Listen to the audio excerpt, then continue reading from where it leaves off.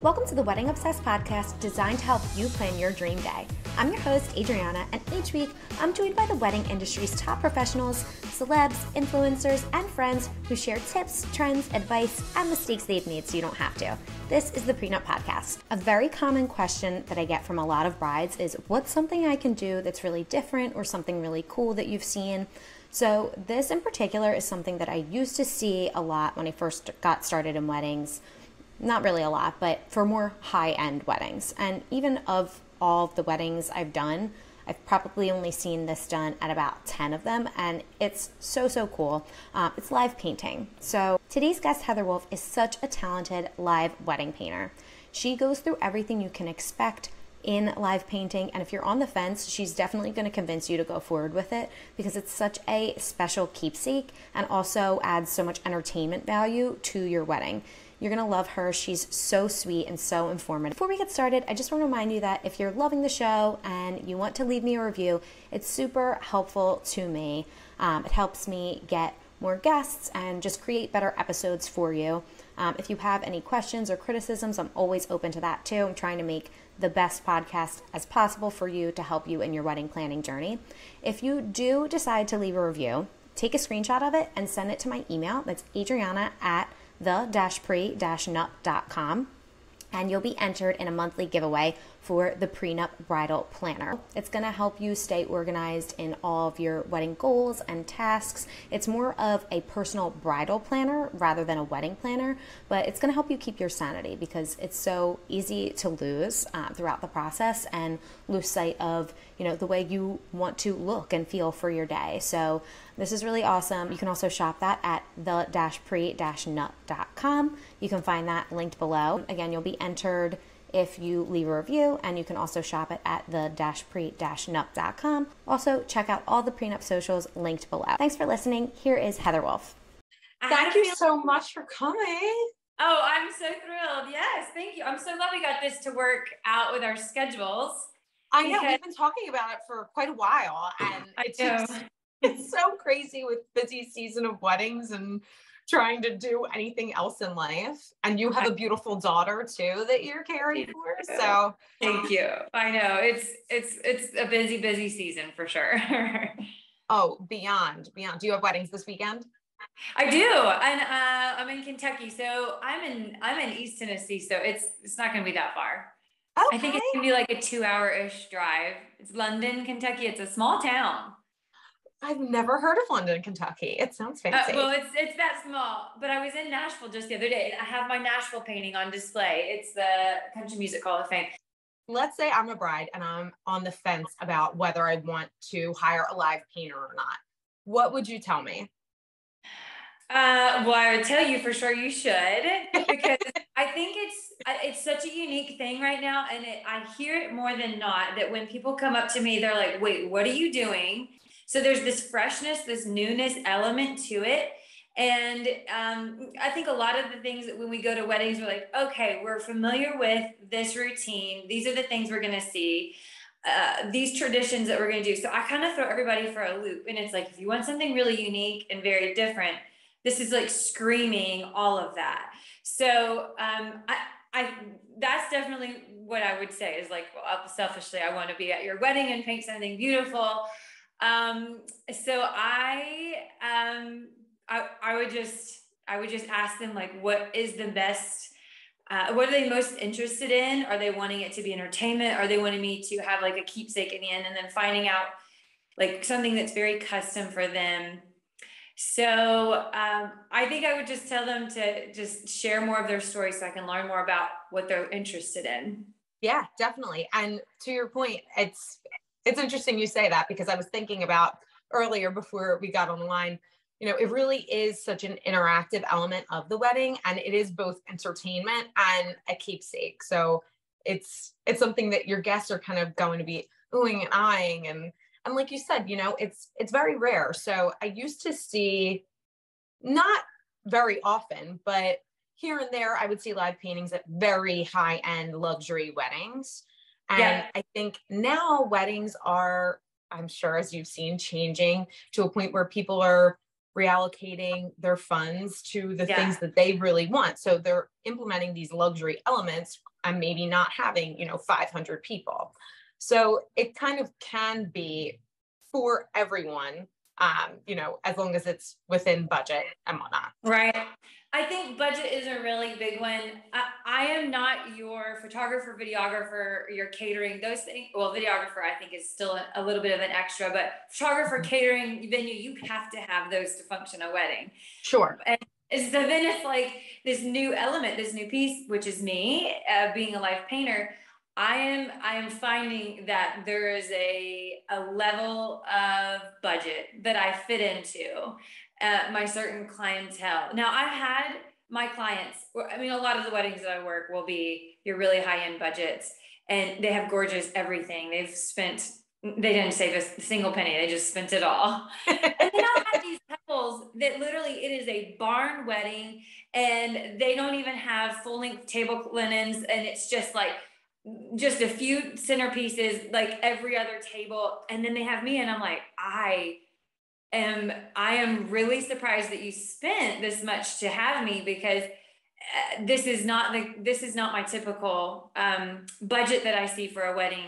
And then they come up to me like, this was the thing I had to have. I went all out and I spent all my money on like the extra money that they had. Like, I wanted you. And so then it's like, I know that they're not following a trend, and they're not just trying to have something cool at their wedding. It's like, this is something that was really meaningful for them. And it was like, I have to splurge in this. So it's really special when I work those weddings. That's, I know it was something really significant, and they tried really hard to include this. And so anyway, just on that note, I definitely see a mix. Yeah, it's so true, because everyone wants that unique element, and people will always ask, what can I do that's different? What have you seen that's cool? I'm like, well, you kind of have to tell me what you're into and what you like. And, and for a lot of people, they don't even think of live painting, and it's definitely coming more into the wedding lexicon now because of people like you and, your fabulous sharing on social media and such. So, people know, yeah, of course, but people know about it a little more now. But, for someone who maybe isn't as into like a photo booth or outdoor games, but they want something that, like you said, they're not going to see at every wedding, it's a really cool thing to implement. So the question I have for you about just the process of it, do you, after you book someone, do you go to the actual venue and scope out the landscape? Are you studying, the faces of the couple or family members? How does that kind of work for you? So when I first started, and my first wedding was a 2 hours drive, and I actually went on site way before the wedding even happened, and I scoped it out like you're saying. Mm-hmm. At the caliber of like how many I'm having now, there's no way I could do that type of prep. So I'm so thankful for the internet that we can like literally photo stock somebody beforehand and be like, what does this venue look like? What is the aerial view? What is the layout of the venue? And I can scope it out virtually, which is so important. So I'll have a consultation call with my couples a few weeks before the wedding, and I will do a little bit of brainstorming. I give myself maybe like a 30-minute photo stock time. And that's usually right before that consultation call, because I can't do too much beforehand, or I'm going to forget or mix these thoughts together with all of the weddings that I have going on. So it's like, I do a little bit right before their consultation call, and I get an idea of, if they were going to have a ceremony outside, these are the spots that they could have had it located. Or if it's going to be a reception inside, this is what the ballroom would look like. So I have an idea when I jump on the phone with them, and because everything is just an audio call now. Okay. And so I will say, okay, hey, this is a custom piece. You get to design everything from the moment that I'm painting, and who all and what all is included, how big you're going to be in the canvas. If it's going to be something like you're like the focal piece, or if it's something more like there's a scene and there's people, there's family. So they can start to tell me these things, and I already have got a glimpse of what the venue looks like. And then I'm like, I know exactly how to plug that in. And so then I'm sketching in real time on this consultation call with them. And it, like, I'll show you my notebook. It's like full of little sketches. Like it's like, okay, can you see it? Oh, wow. Wow.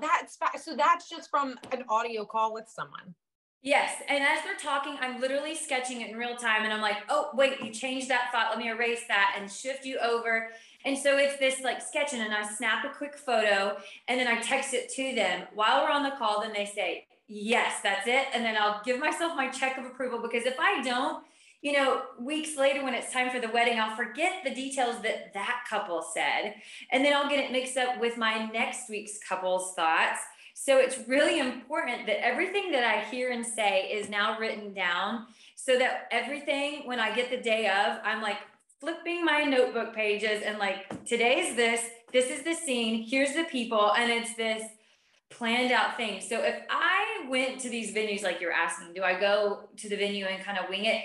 There would be so much time that is spent in that creative process that I worked out beforehand, that I would be like spending my energy, my creative energy. I'd be spending it in that time where I need to be like, hit the ground running, start painting immediately. And the day is so short. What is it, like a 4 to 6 hour window is a typical wedding time. So I can't spend that hour that I use during consultation time to then brainstorm during the wedding, because it's like a fifth of the time I'd be using to just prep, which that should be in a studio where it's boring, and who cares if it takes me an hour to sketch something and all that. So there's a lot that I have to do beforehand, but there are artists that do it different. And some people go and they'll just feel it out, and they'll say, this room speaks to me, I'm going to paint this, and I'm going to do this moment, and I'm going to have these people.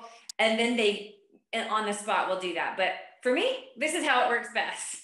I love that. Yeah. So you're kind of setting the scene beforehand, and it's kind of falling into play, because, if you're painting a ceremony or a walkout or something like that, you kind of already have at least an idea of what that's going to be like, and the figures and the space. So I never thought about that. That's really interesting. But how long does it take you to complete a painting?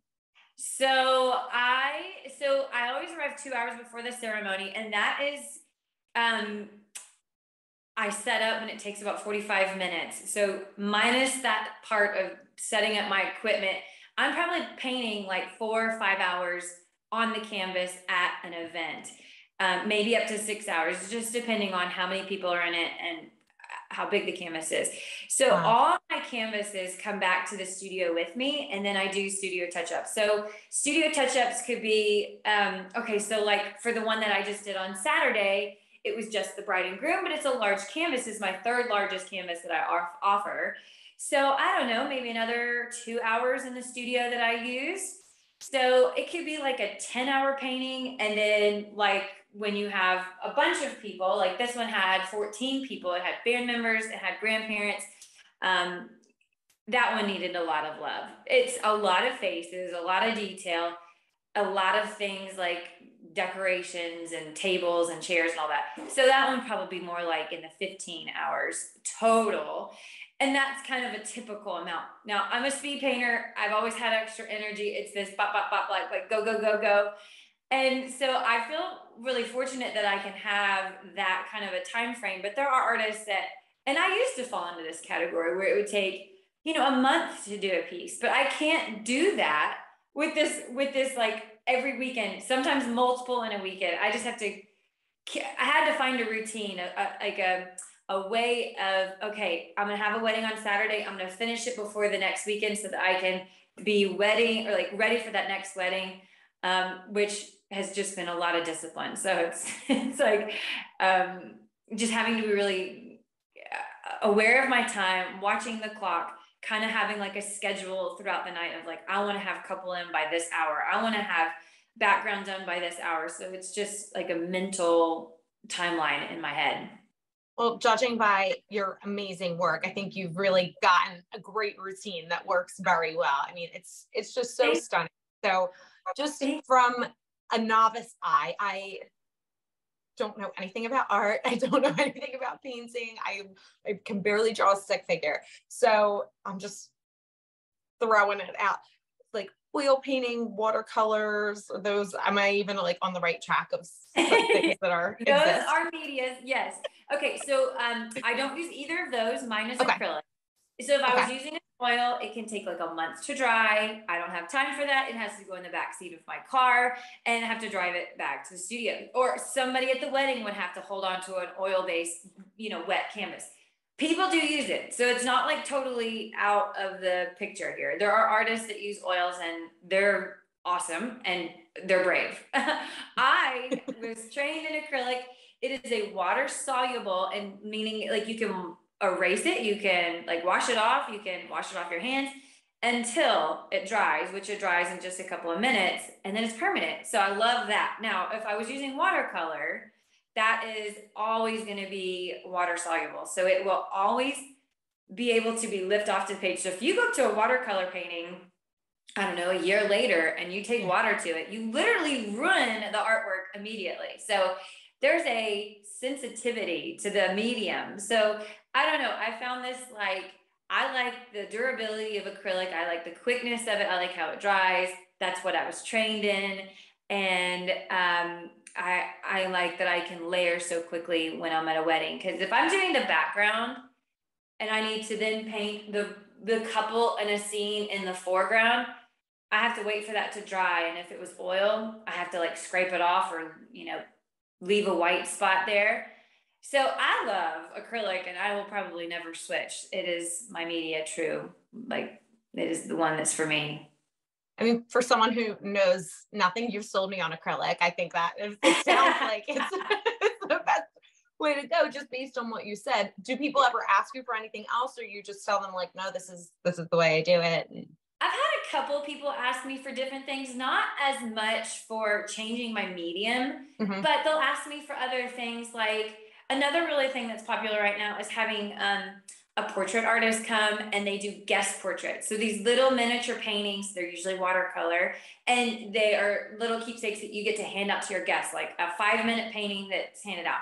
So when I'm asked something that's outside of my wheelhouse, rather than adapting myself to like, okay, I got to say yes, I say, this is not my wheelhouse. This is not the direction that I'm focused on. So let me like resource you to somebody that matches up with more of your view or what you're requesting. So I kind of have come to a place where I don't have to say, yeah, okay, whatever you're asking me, I'll do. Now I'm just like, I know my strengths and I know what works well for me. And if that's your vision, let me help you find the perfect artist that will match up with you. So I love that. Yeah. You would much rather, it's your reputation on the line too. So like, bending over backwards. I mean, there's things that are not in my wheelhouse either. Like I'm not an event designer. I'm timelines. I'm, logistics, those types of things. But, I can direct you to the best event designers in the area and the people I know who do a stellar job. But it's just, if that's what you want for me, it's not going to be me. Unfortunately, I wish it was, and I respect the hell out of anyone who can do it. But for the paintings, are they always based on, I know you have your call beforehand and you kind of talk about what they want, but I'll just give an example. I've had a couple couples actually do the Dirty Dancing lift. So if they're like, we're doing this lift, this is the moment that we want. Is that something that you're like, yeah, we can do that? And then you would just then sketch what you think that lift may look like and kind of go from there? Oh, okay. So when I'm sketching, it would be something like, okay, I want a head, I want a torso, I'm going to draw this dress like coming out. Oh, my pin goes out as I'm doing this. And I'm like, literally just, that's not showing up. I'm going to step out of the frame. So that this is so cool. I just want to show you this. You may have to cut this out. No, that's okay. We're getting to see the work in real time, which is so fascinating to me. I mean, I'm just like in very basic sketches. So it would be something like this, like there's the bride and then the groom. So then I'd have like their hands out as if they were like doing some kind of like their arms out and like this. So that would be what I'd say. Now, this is a placeholder. This is exact words that I would say. This is a placeholder for what y'all would look like, but know that I would make it exactly the way you look in that moment on the painting. But let's just pretend this is the scene. So that's the kind of detail that they would get in that sketch. Okay. And then I'm not having to like think of exact examples of what that would look like. Sure. But then it's like, okay, I know where you're placed. I know how you're going to, if it's going to be like the Dirty Dancing lift. But you know, it's really interesting. Dances is actually the hardest one to paint. And the reason why is because they're in movement. And you've got your videographer, your photographer, and everybody wants that scene. I don't want to be in the background of somebody's picture. Sure. I know they can edit it out, but I'm also thinking I want a specific angle. A lot of my couples, they want to see their faces and not like some like crazy, like hair, like going crazy, like a spin or the back of their head. They worked way too hard on their makeup to be like a side note to this painting. So I will stage that moment, because if they're in rotation or we have like up lighting from a DJ or low lighting for this mood setting of the reception, that really changed. I film with my cell phone. That's how all mine is. I don't have like a high quality camera as I'm documenting these moments. Yeah. So I can't, my photos will be grainy. So for photos or paintings that are the first dance, I will say, hey, let's practice this in a moment. And it could be anywhere on site, because I will take that photo. One other thing, I will superimpose the couple's photos into the scene, so they don't have to like do a spoiler alert. Let's say they don't want to go into the ballroom until it's time, because that's a lot of time a big surprise. And if I wanted to do them, you know, practicing their dance, I would do it off in another area. It could even be outside. It could be another like foyer, so that they don't have to be at that specific scene. But I will usually stage them. That way I get that exact view that I want, and I'm not going to get into the scene of somebody else's photos or videos. And then it's perfect. Okay. So another thing I want to say is, when our brides are wearing these giant dresses that have lots of fabric, all of a sudden you're carrying around extra weight of fabric. It is a totally different thing when you're doing your dance versus when you were in the studio learning like an 8-count dance and you're in like, you know, workout clothes. And it's like this giant dress that you're now like Dirty Dancing on top of, like you're trying to do the lift, and then you have the dress like all over the groom's face. I have to say over and over, it may not look as great as a painting, and what your dress is going to do, you're not going to see your legs or any, like it's just going to be this mass of fabric. So I try to coach them through that. That's a living thing, a live and learn thing of like, okay, I've been there, I've done that. I've watched so many couples attempt these scenes, and then they're not as happy with how it looks, or I'm not as happy with how it looks, because there's so much that I'm looking for. I'm not just like something cute, like I want you guys dancing. I'm thinking, what's your body language? Where are your hands? What does your arms look like? What is that negative space? Like, go back to this. What is this negative space behind you guys? Yeah. So I'm thinking so much more than just like a moment. I'm thinking composition, the layout, the design. And so I guess I can foreshadow that when we're doing our consultation call and they say something like, oh, I want to do a first dance. I'm like, great. Let me just give you some thoughts on that and see if that's still the direction you want to go. And if it is, we're going to make this work. We're going to do a little bit more prep. We're going to stage it versus, okay, we're just going to wing it, and I'm just going to hope to get the view and all that. So that just takes a lot more work and a lot of prep. I actually had a professional dancer that I worked for, and the dance was like the crescendo of her wedding planning that she had like prepared so hard for. And that same thing when I was taking her staged photo, she was not used to that dress being so much bigger and stepping on it. And her fiance was, he was still a fiance at that moment, because this is before ceremony. We're staging it earlier in the day. He was stepping on it. So it was just really challenging. And even as somebody who is as practiced and professional she is a professional dancer. She teaches it, and she had a with it. So it's just giving you a little bit of like insight of like, that's not easy. And I just saw the coolest Instagram reel of a girl taking a comforter and wrapping it around her waist and belting it. And then she practiced her dance. So she's not I know. I was like, that's genius, because that's about the equivalence of the extra fabric, the extra weight, the extra length all over the floor. So you can kind of get an idea for it. Your groom, your fiance can get an idea for what does it feel like to be dancing with all this fabric all at your feet. Absolutely.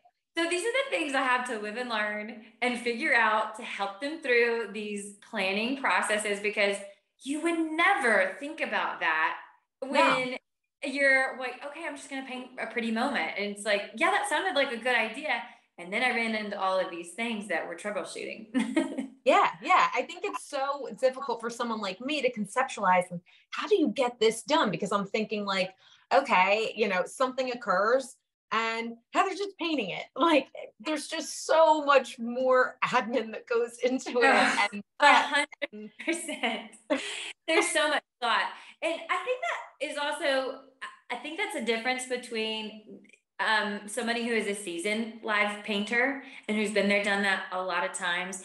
And it's becoming so popular that a lot of people are like, oh, I took art class in middle school. I think I can do this. And so then there's a lot of newbies that are just jumping in, and I'm like, there's such a process of live and learn you got to go through to get to this place, because there's so much that we think about. Anyway, so I'm happy to mentor other live painters when they ask me these types of questions. I'm like, let me save you that, oops, I didn't mean to. And let me get you to the, okay, I can be successful. And you can just like learn from my living. And anyway, so it's. No, that's really cool. No, it's so helpful. Actually, my sister-in-law has just gotten into the live painting business. She did her first wedding last weekend. So I'll have to connect you guys. Yeah. She's awesome. Yeah, she's super, super talented, but I'll connect you guys on Instagram. But when someone's looking for a live painter, what would you say is something that's important for an individual to look out for, or a couple? 100% check out their style, go through their examples, see if you like what they've done before. It's not just, are they available and do they fit into my budget? If you're going to go in that direction, then okay, you're being really risky, because my style is so different than other people's style. There are people that are going to do more abstract, impressionistic, or just they don't show faces, so it's more just gestural, and maybe a dash of paint for a face mark. And I'm like, no, I'm going to be super detailed. These are going to be as realistic as I can paint them. I would love for you to say that looks like so and so. Yeah. So if you can go through their gallery, if it's on their website or through their Instagram, just really look at their technique, their style, and make sure that goes with your style. I think that'd be my biggest advice. Yeah. Because, if you're expecting something, if I say, okay, I'm gonna go put on a blue shirt, or let's go wear blue to this party tonight. I'm gonna show up in one blue, and you're gonna show up in another. So what we understand as that color of blue, I may show up in navy, you may show up in royal, or like a bright blue. So same thing. If we have all different artists going okay, we're gonna use these colors, or we're gonna do this scene. We all have these different visual comprehension, like different understanding of words. And so it's really important that you see their visual to go with it. See their example. That's why I had to show you this. It's like, no, what this would be like, I have to actually show you, because visuals are so important for us to make decisions. It's so true. I just heard something that the brain processes visuals like 200 million times faster than words? Text or any other. Yeah. That's interesting. It's pretty wild. I tell people all the time, I'm like, if you're telling me a story, I'm either doodling as I'm listening. Like, you think I'm not paying attention, but that's my processing. I have to like write it down. I have to visualize it. Yes. I'm not artistic in the least, but I'm the same way. Like, if I am doing a task, I need music, or I need something to balance it. Maybe I just have a horrible attention deficit, but it is what it is. But what you said was actually really good advice for, I think, choosing any vendor, because you know, a lot of times I'll have a bride say like, oh, you know, cousin Sue used this photographer and she really loved him and he was reasonable. We're going to go with him. I'm like, that's great. But check out the work. And it sounds so simple, but when you know people and you trust them, and, you know, so many people get overwhelmed by wedding planning and choosing vendors that they're just kind of like, I know this person had a good experience and that's what I'm going to do. But I think everyone owes it to themselves to look at their vendors and see their work and see if it aligns, because they could be incredibly talented, but it's really just not what you had in mind. Like you said, you know, it's just a difference of the perception of it. Yeah, 100%. You're right on. So do you do non-live paintings, or is everything that you do for weddings specifically live? Yes, I do both. Okay. Everything that I do is custom. So whatever I'm asked to do is what I fill my schedule with. If I just received 100% dog portraits, because I do dog portraits too, well, then I Oh, you do? Yes. And oh my gosh, I know a lot of people who are going to love to hear that. So my dog portraits are really cool, and I started the business 10 years ago. They are collage mixed media, so they are papers that are all glued down, and then I paint on top of them. And here, let me grab them for you. Oh my gosh, this is so cool. So if it's a dog portrait that I'm doing, then that's what I'll focus on. So like, let me zoom in. Do you see like the pattern? Like all the textures, the dots, like that's paper. And then I go in with the paint and I make it look like it is 3D. Oh, and so cool. Yeah, so it's okay. So if it's a dog portrait, if that's what I'm doing. If someone asks me to do a live wedding, that's what I'm doing. So it's really based on what kind of orders are coming in is how I fill my schedule. But right now, it's so popular with this live painting that I do more live wedding paintings than any other subject, any other request, because that's filling time. And there's a handful of people that will reach out and they'll ask about a date and I'm already booked. And then they'll say, okay, I will take option B, which is I can't come to the wedding, but I can paint your photos after the wedding. So there's a few that will take that option, but it's just live wedding. That's just how I'm. Gosh. Oh my God. I love how busy you are. That makes me so happy. It is my dream. I was told I'd be a starving artist. I was told, don't go into art school, don't go into art. And here I am, like, I'm doing this. I'm loving it. And like the other night I was at the Country Music Hall of Fame and I was talking to some of the guests that were there. I'm like, welcome to my office tonight. Like every night's a different scene. Every weekend's a different city. And I'm just like pinching myself.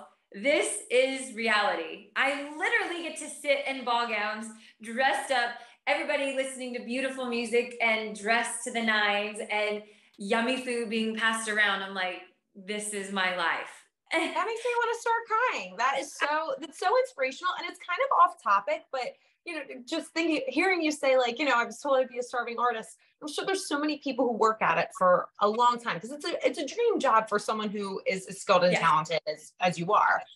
But it's hard. It's hard to get your foot in the door and get your reputation. So, you know, for someone who's kind of maybe at the beginning or maybe they feel like they're nearing the end because they haven't gotten there, like, do you have any advice for that kind of person?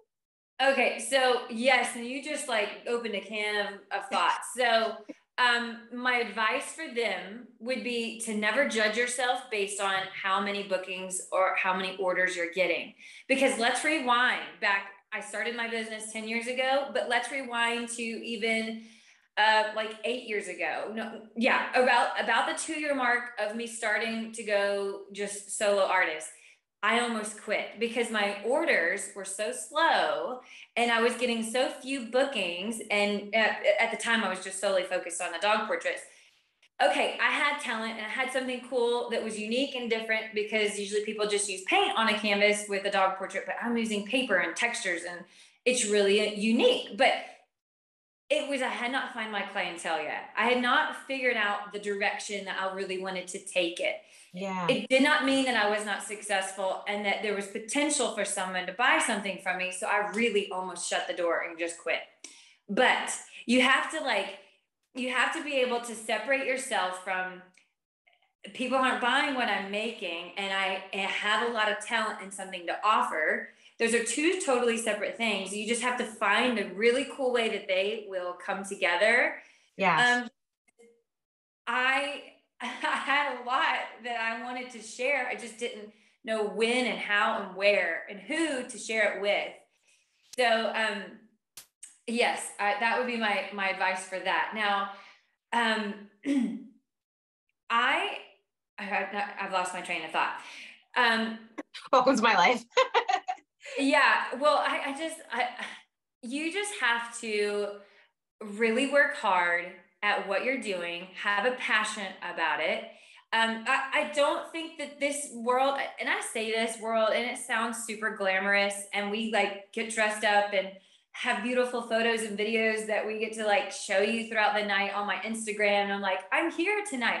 I'm in Miami tonight. I'm in Los Angeles tonight. And like, that looks awesome on social media, but just pull back those curtains a little bit. And what it was like to get there, it's not all glamorous. It's not all easy. I am fighting traffic. I am dealing with delays in schedules. I'm dealing with stress, high levels of stress. There was a riot the night before my LA wedding, and and that was across the street from the venue. And I'm just like, that is real life that's happening, and it's not all pretty, and things can happen that just like, woo, I don't feel good right now. I don't want to go and do this job right now. And so when I put on the social media video and I'm like doing my intro and saying all this stuff, it's like, I had to put on the smile and pretend that this was easy to, well, I don't have to pretend. Sometimes I pretend, and then sometimes I'm like, y'all, let me be honest with you for a second. This is what I just went through to get to this really cool moment. So you can see my office for the night. But so I guess just telling a future artist or the things that you will experience, you've got to have grit, and you've got to be able to bounce back, and you've got to be able to perform when you're tired or don't feel good, or the music is too loud and you're literally like buzzing in your head and your canvas is literally bouncing from vibration. There's a lot you have to just push through. So there's going to be parts that you're like, that's not for me. Or there's going to be parts where like, I got to live and learn so I can figure out how to do that successfully next time. So you got to experience it. You got to get out there. You got to try some things, maybe sign up for a few jobs that are gifts or free, and just dabble in that experience. But don't just quit. Like, push enough that you've come to a very sound decision to say, no, this is not for me. Because there will be points, and I've had them a whole lot. And it's not just once, it's like a whole lot of points that it's like a roadblock. It's a place where I could have stopped, and I just had to fight it and dig through, have the grit, find a solution, brainstorm, really reflect with other people in my life. My husband is a huge supporter. It's just like, man, I needed to be talked through on that moment. I worked a wedding the other day. I'm so like all over the board here, and I hope you're okay with that. No, I love it. I showed up to a wedding the other day, and it was absolutely gorgeous, but it was full sun, no plan B for rain. We didn't have rain in the forecast, but I'm so used to being like under a tree or in some shade. And yes. And I get to the venue, and I called my husband, and I was like, I'm not prepared for this full sun. And I actually just had a dermatology a big surgery. It was on my arm, and I was like told not to get in the sun anymore. And I was like, I'm now fighting. I don't want to be in the sun because I know what it does to my skin. And I don't want to be in the sun for all the reasons, like it dries out my paint. Rather than it being 1 minute that I had to work with it, it now dries my paint in 20 seconds. And so it's just like, I could have freaked out. But instead I called him. I was like, I just need a pep talk. I just need to vent for a minute of like, what do I do? And then, with him being like, okay, here's your options. Here's some things. Like, these are things you can do. I came up with a cool solution by the end, like, it's just these things that will happen. It's not all glamorous. And I just want to be really like transparent. And you probably know, because you probably have 100 stories just like this. I do. It's so funny, the word glamorous, because that's something people always say whenever I say I work in weddings, or anyone I know, when they say, yeah, like it's not glamorous, because that's literally something that people say all the time. And, for someone like me, I work with couples, so they get to see the process, and what went from being like, oh, glamorous working weddings, they're like, oh, okay, there is so much that goes into this. But for someone like you, they only see you in the time when you're on, because that's another hard part about working weddings. And I can tell you're a people person, and I am as well. And I love being with people, and I'm very extroverted, I guess. And I do get my fuel that way, but everyone has their days. But when it's someone's wedding day, it doesn't matter if you're having a day, because it's not about you. Like, you have to be on for the wedding. So people see that and you're happy, and you're painting, and you're doing this gorgeous work, but they don't see everything that led up to it, and what you did to get there, and how you got there. So I think even people who either are wanting to get into the industry, or couples, like, it's just something to kind of keep in mind. Like, there's a reason it's priced the way it's priced. There's a reason, that it takes the length of time it takes, because you're a professional, and you're wanting that to be such a great experience for them. So the more communication that they give to you, and the most information possible, I'm sure is like super, super helpful, right? Right. Oh yeah. And I just a little bit more about, I have the personality type to not drag my dirty laundry out, or to be dramatic and say the hard stuff. I have the personality to be positive and have a high energy that's I can tell. drawing people in. You're so sweet and lively. Thank you. So I think it's important for me to also say the hardship to this, because it's setting the expectation for other artists that it's going to be just like how Heather's doing. It's got to be, glamorous, and you got to put on a smile and all this. Like, that's how I'm choosing to present myself. You can do your own authentic way. But I just don't want to paint a picture that this is a mental picture, that this is just, that this is just effortless, and pulling back those curtains is really helpful to see what this is like. And you're right. This is why I have my pricing the way that it is. When I first started, it was really affordable. And over the years with my experience, it's gotten great. It's gotten higher, because it is a higher demand, but it's also harder. I'm going farther distances. That one in LA, that was really intense. I was booked on a Wednesday. I flew out Friday, and the wedding was Saturday. I mean, like, it was last second. So my gosh. Did you bring someone with you for that? No, I went by myself. And that's another thing. I have a 2-year-old, and it's not easy. We, for the first 2 years, we took her with us to all these events and hotels. And I said she was the connoisseur of hotels. She's the youngest travel baby. And it's like, well, then she starts like screaming and crying through the night. And I'm like, I have a double header this weekend. I'm here tonight, I'm there tomorrow, and I didn't get any sleep. And I'm just like, you're grounded. You can't come with me anymore. So right now the deal is that I'm going by myself when it's, something like that, because or I'll arrange another plan for some other support if I need it. But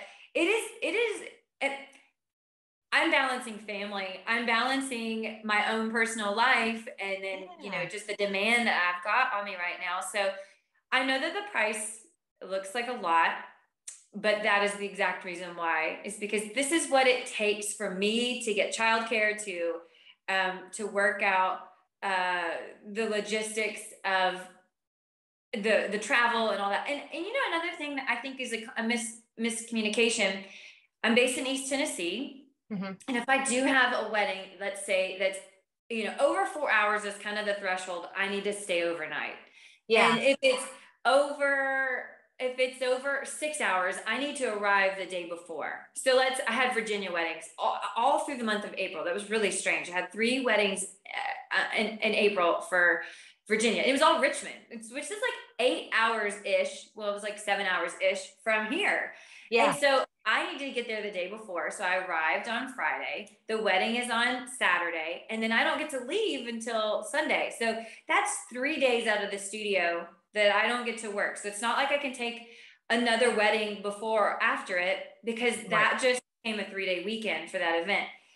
And I think people are like, whoa, when I give a price quote for that far of a distance that requires that much of a stay, people are like, you're double the price of the local ones. I'm like, yeah, because you've just pretty much taken 3 days versus 1 day.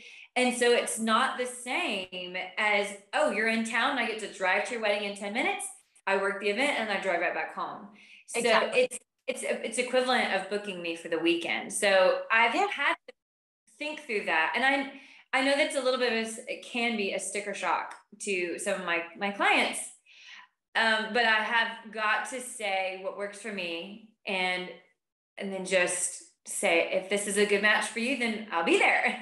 Absolutely. Absolutely. Because for some people it's like, okay, yeah, I would love that, but it doesn't work for me. And then for others, you know, it's like, this is the thing,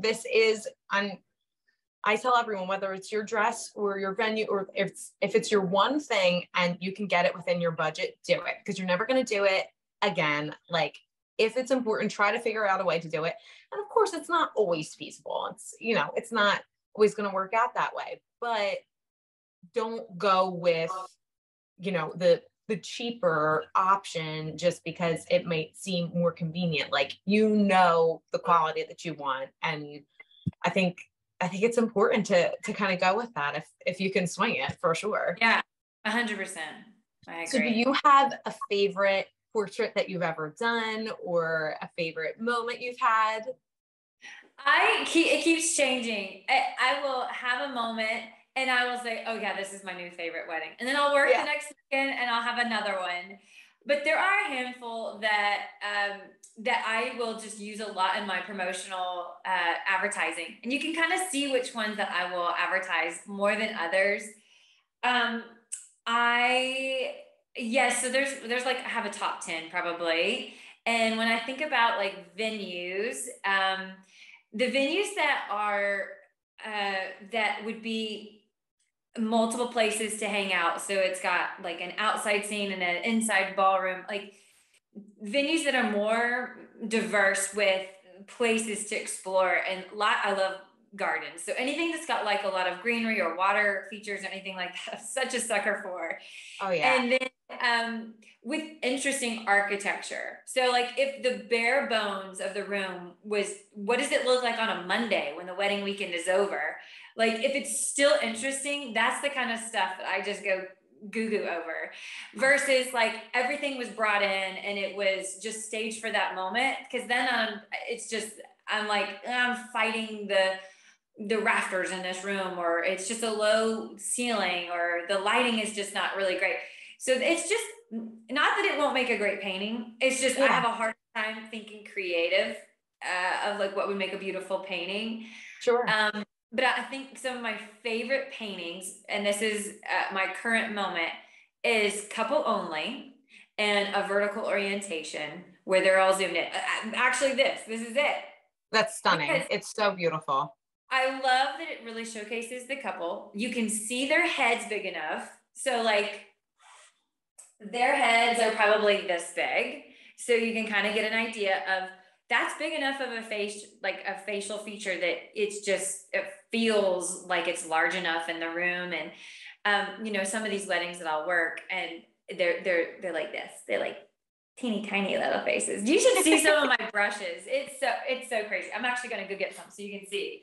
Oh yes. Yes. I would love to see. Okay. So like, these are some of my detail brushes, but like when I get into brushes like this is literally, let me see if I can show you.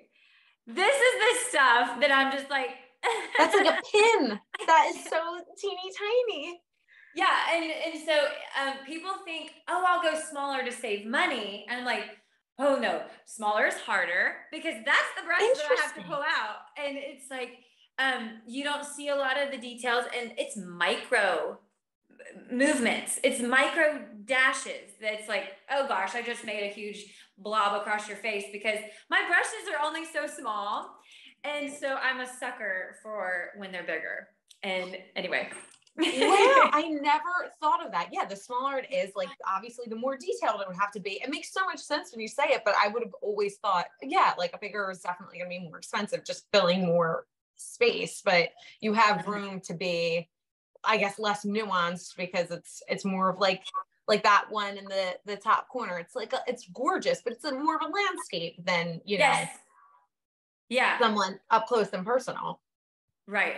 That one, it doesn't have a couple in it, but if it did have a couple, they'd be like this. They'd be teeny tiny, yes. Yeah. So that I think is my current favorite, is doing a vertical orientation with just a couple. I think I would say would be my go-to favorite right now. I love that. And then you said you're in East Tennessee. So is Knoxville like the hub of that area? Do you have a favorite venue in the area? Okay, so I am Knoxville, and because we're so close to the Smoky Mountains, did you know that Las Vegas is the #1 place that hosts more weddings than any other place in the world? But the Smoky Mountains is #2. I didn't know it was #2. No, I did not know that. So I feel like I am like on the outskirts of just like wedding, like central over here. Yeah. So we have a lot of weddings that happen. And then so many of my couples are destination weddings. They come from all different states, and then they have their East Tennessee Smoky Mountain wedding. And so I will work, there's 2 venues that I think are some of my favorites that are up there. And they have these expansive, like 180 views. You go to their porch where it's their ceremony site. And it's just like, you just like mountain. And it is just like overwhelming. You feel like an ant. You feel like teeny tiny. It's the Magnolia and the Trillium, and they're owned by the same company. Okay. They have my heart for sure. I really love working those 2 venues. And I work those 2 venues more than any other venues that I work. I work a lot of venues, and I'll work like, 2-3 times at a venue, and that's a pretty normal number, but they're like, one of them's probably hitting almost 20 at this point that I've worked up there. So, oh my God. It is a whole lot more. Now, the area that I work that's kind of like my sweet spot region would be like a 3-4 hour radius from Knoxville. Nashville, okay. Chattanooga, Kentucky, the Virginias, or the Carolinas. I guess it's really cool that we have so many border states, but just that little region, 3-4 hours, you're going to have more of a budget friendly pricing in that region.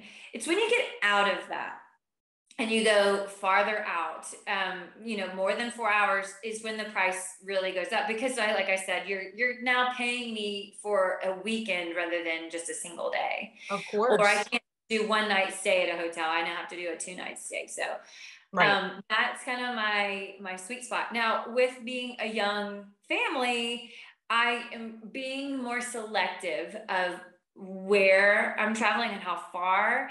So it's kind of like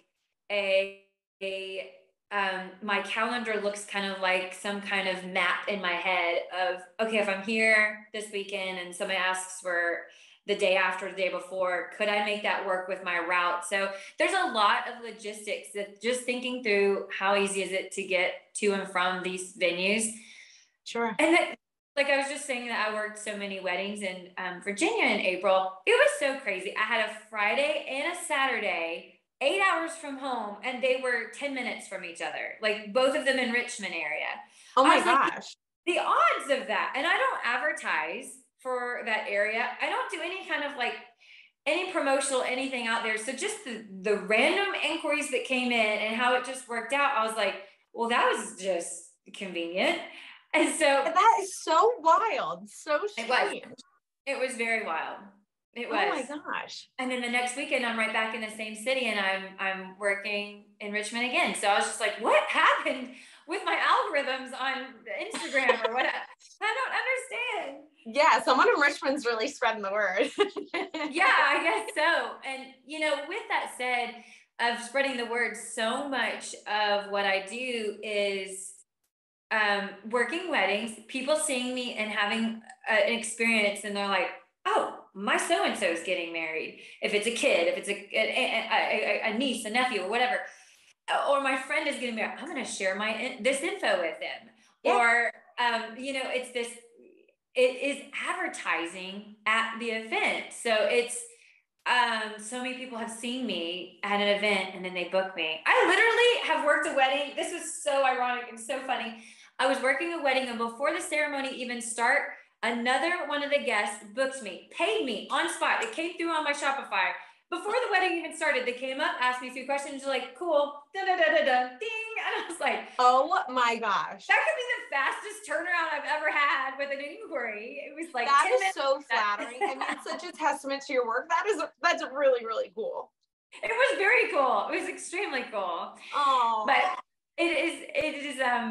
it's just, that is one thing I love so much, is that when people get to see and experience what it's like, and they get to see that progression of the painting through the night, because it starts blank. It's literally like, I open a brand new canvas, I put it on the easel, and if you come up, and those are the ones that I'm always like, oh, please come back. There's so much more. Please don't leave this imagery of weird, sketchy lines as like what I do. Like, please see the end result.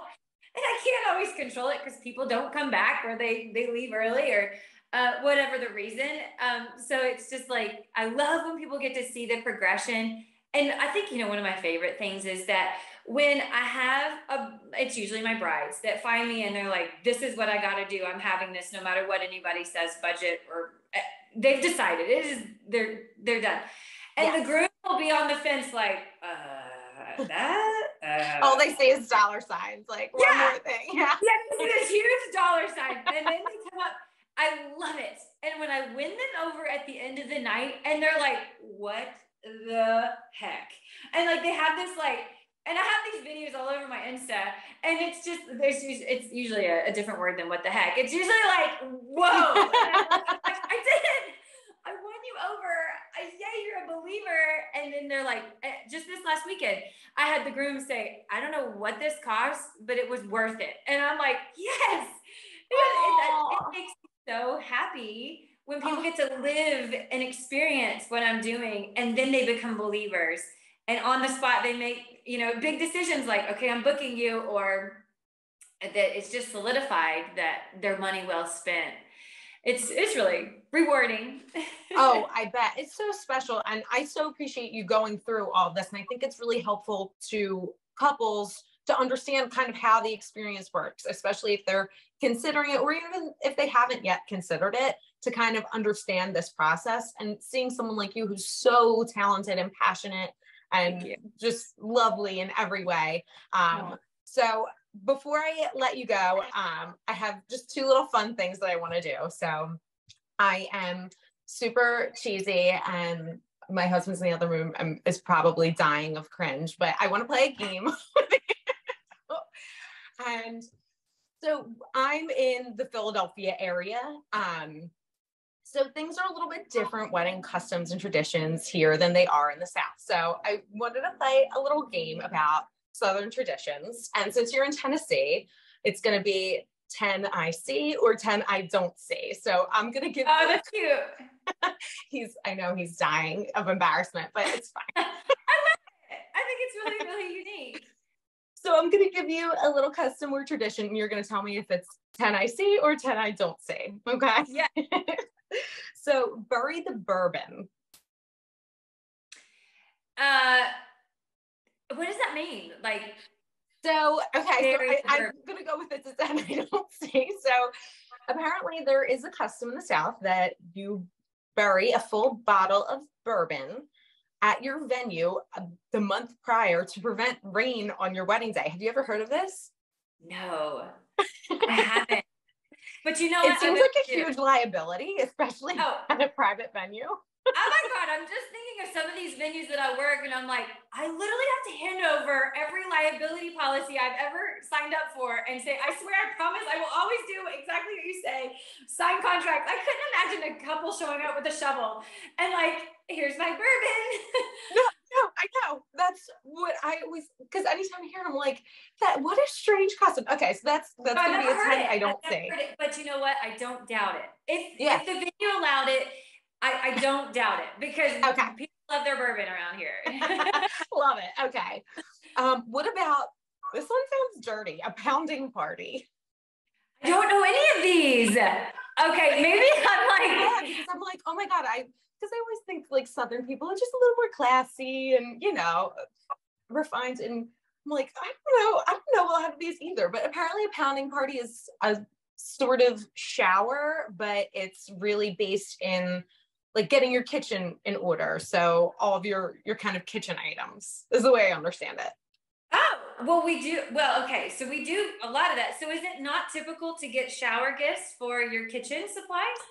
It is, but it's mostly like, especially up here, you register and there's definitely kitchen items on there, but a lot of us up here, not a lot of us, I shouldn't speak for everyone, but a lot of people are living in sin and they have a lot of the things they need. So sometimes they'll get monetary gifts or they'll do something like a honey fund.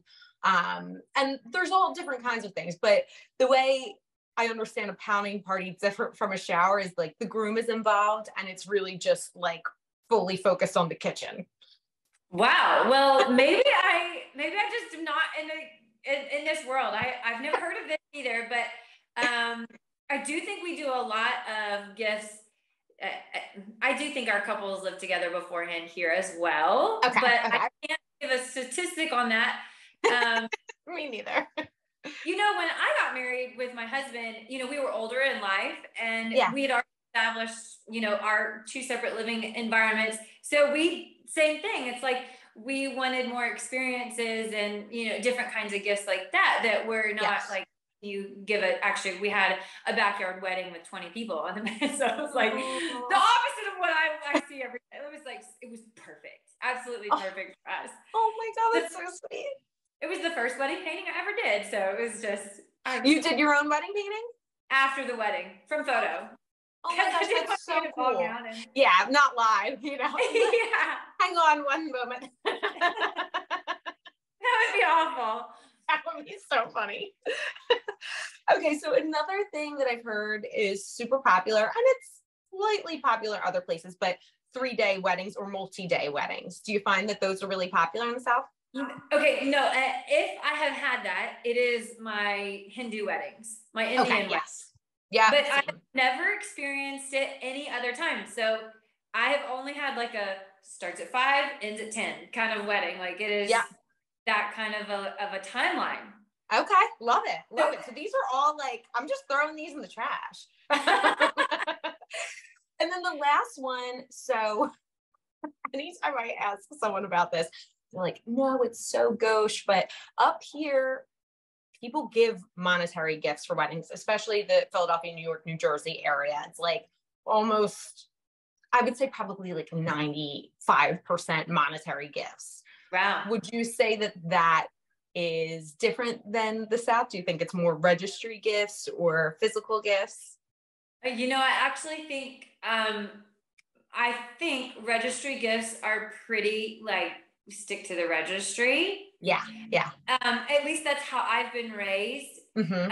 Of you need to buy them what they've asked for because you have no idea if you're going to get it right, and it's just I think it's a little bit more polite.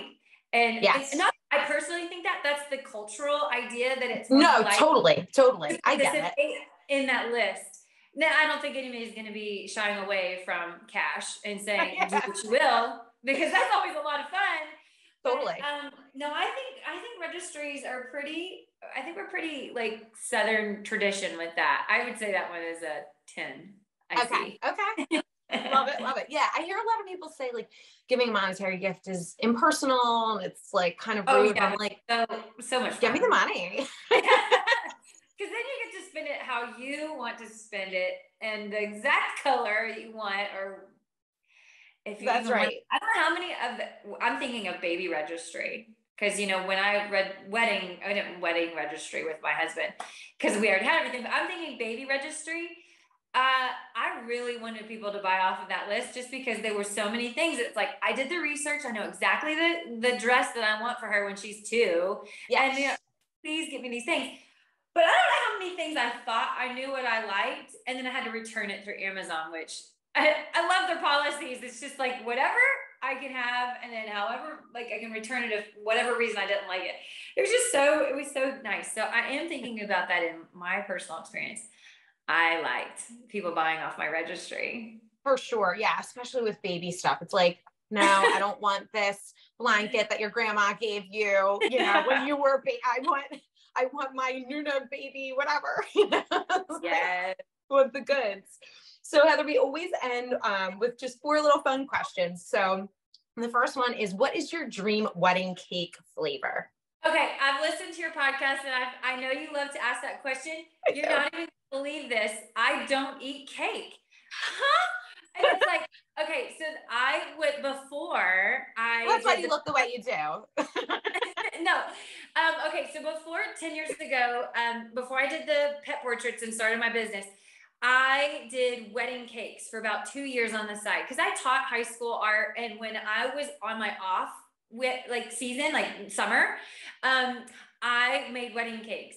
And even then, I didn't eat wedding cakes, which is crazy. And then somebody said, you never trust a skinny chef. And it made me laugh so hard. And I'm like, wait, I know my cakes taste good because people, well, I tried them and people, anyway. But now I have, I'm all sorts of boring with dairy free. And so every wedding I go to, I bring my own PB&J or a Subway, and I sit there and I'm just like eating it at my easel, and like everybody's eating all this yummy food. Okay. I worked a wedding on a Miami yacht, and they're eating caviar and lobster and all this really yummy food. I'm eating vegan Cheetos. And I'm like, I just keep smiling. Oh my gosh, that's stinky. That stinks. So do you like any wedding treats? Maybe not in the cake or dessert realm, but like a champagne or a special drink? And I can't drink at weddings either because I literally have to be like, go, go, go. So if I was choosing wedding cakes, because I am so into cakes because I loved them.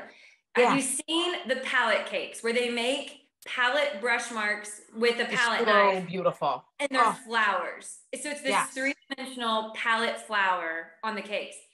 I don't know what they taste like, but that would be my favorite. I do not like just a simple white cake that's just like simple icing and all that. Like I want it to be, I would go colorful. I would have like lots of texture. I love tiered.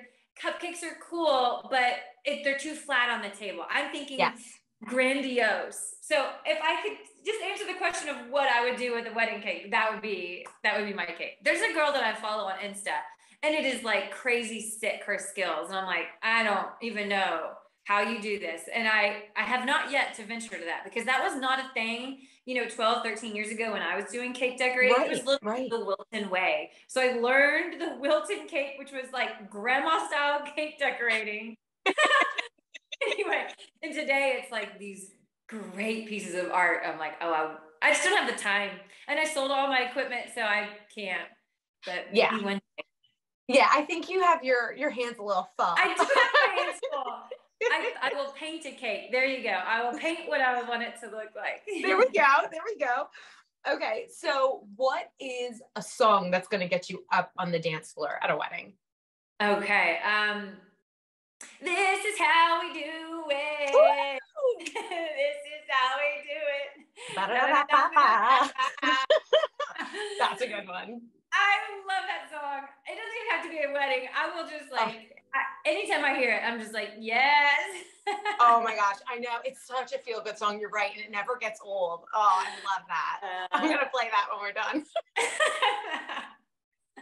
Okay, Heather. So what is your top honeymoon recommendation? Oh, okay. So I don't talk about this very much, but I have traveled a lot. I've been to 17 countries. Oh my gosh. It is so fun, the places that I've been, but my advice would be, one, you need to just tailor this towards yourself. If you want to be, okay, let's say you want to go to Italy, let's say Rome, it is not going to be relaxed, chill, kick back. It is going to be, don't waste your looking. You're going to have, wear tennis shoes because you literally are going to be walk, walk, walk everywhere you go. It's going to be exhausting.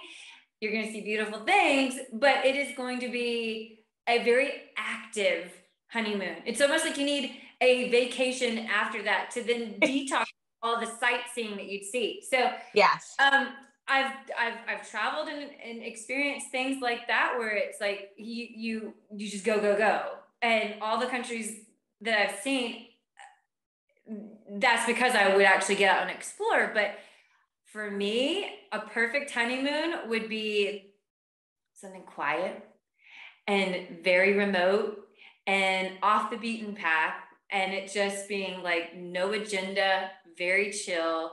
That would be absolutely perfect for me. But a lot of times people, when they like, oh, the glamour of like, oh, I want to go to New York or something, like New York is domestic, but if you want to go to international, okay, like Paris, okay, Paris would be a good one. We have this idea of romance in Paris and all this. I have never been more exhausted when I traveled there. And so it's like, you don't know the language, you don't know which side is the girl's side of the bathroom, which side is the guy's side of the bathroom, and what am I ordering on this menu because it's all in French. So there's like, if you want something easy, maybe pick an English speaking country. There's lots of places for that. And I mean, so I think you got to be specific to what you're interested in, but my all-time favorite place is Cinque Terre in Italy. And it's, oh my gosh. Are you That's familiar? The northern coast? Yes. It's like south of like Milan area. Okay. Okay. So what I love about it is that it's these little 5 hilltop cities. That's what Cinque in Italian means. And it is walking distance between the 5. And it actually, a lot of the pictures that we have, like photo stocks on our computer, come from there. So you would probably recognize the 5th city.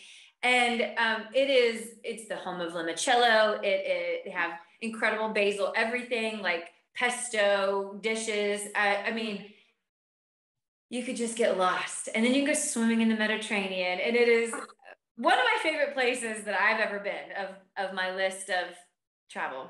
That would be a beautiful. What's that? That's your recommendation? Okay. Yeah. That sounds so fabulous. Yeah. Everyone loves, like, of course, Amalfi Coast and all those places are beautiful, but I feel like people forget about the Cinque Terre. So yes, it's a good spot for sure. And then my last question for you today is, if you could impart one piece of advice to any lovely couples about to get married, what would it be? Oh, this comes down to you. Get a professional planner. And I can't say this loud and clear enough.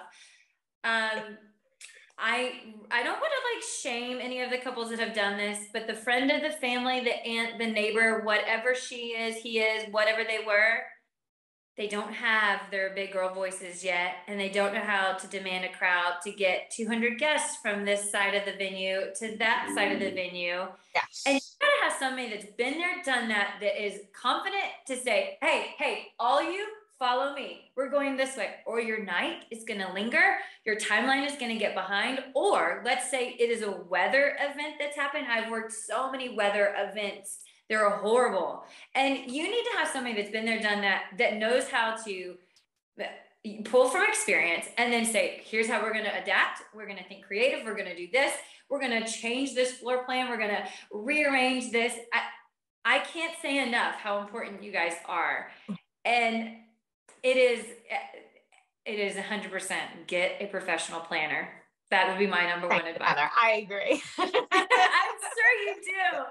Horror story after horror story. Oh my God. You can only, yes. I mean, you've seen it firsthand, but sure people can only imagine. But this was so fun. I would keep you all day if I could. And I so appreciate you coming on. I'm linking everywhere where people can find you below, but tell everyone about, your socials and your website, all that good stuff.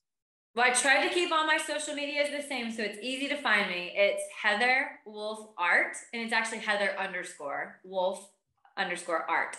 And then heatherwolfeart.com. I do have a place on my website that you can put chats, and it sends messages. That's a great way to find out FAQs and send me inquiries through there, but also all of my platforms on social media, you can message through there as well.